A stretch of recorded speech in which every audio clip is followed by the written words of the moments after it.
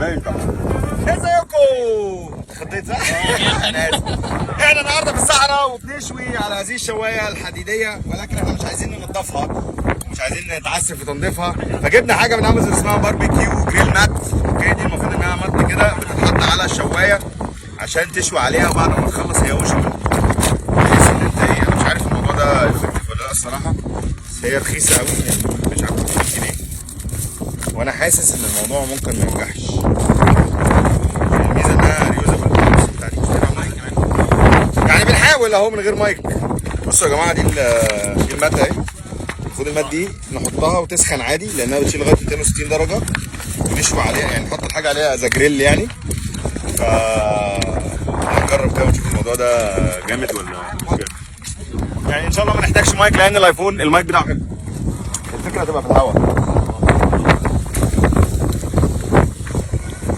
دي كده الحته دي هتبقى جريل والحته الثانيه هتبقى شوايه. احنا الجريل كله هيبقى بالماده الغريبه السوداء دي اللي انا مش واثق فيها ب 1%، بس اتمنى ان شاء الله انها بدات تسخن. محتاجين نثبتها ازاي؟ نحط عليها طوبه ولا ايه؟ يا جماعه ما تقعدوش تقزقزوا في البيت هتشبعوا واحنا نروح ناكل تاني. اهدوا بقى، اهدوا شويه، انا هشيله. خلاص انا حاضر حاجه ثواني بس. انت اكتر واحد بتقفل وبتدي حاجات كتير. بقول لك الكفته بالرمله عالمية. كفته وقرمشه. بس على تستوي اصلا. لا تستوي، انا سامع اهو. بص بدات. سامع صح؟ احنا عايزين كفته تاني كده ها؟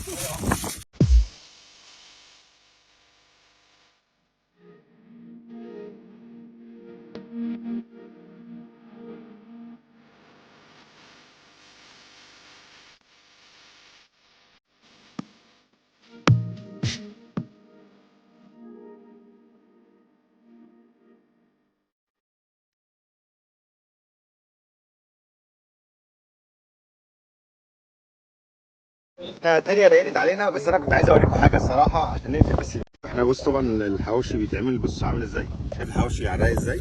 انا بقى عايز اوريك ان احنا حطينا في نص شوايه بس، لو شايف ده كده. واو، بص النص الثاني، بص النص الثاني عامل ازاي. شايف دي بقى بتتغسل خلاص يا معلم، والدنيا باينه خالص. لو انت عندك حاجه فيها شبكه تحط عليها دي بقت خلاص جريل. بس مبسوط يا استاذ اسماعيل؟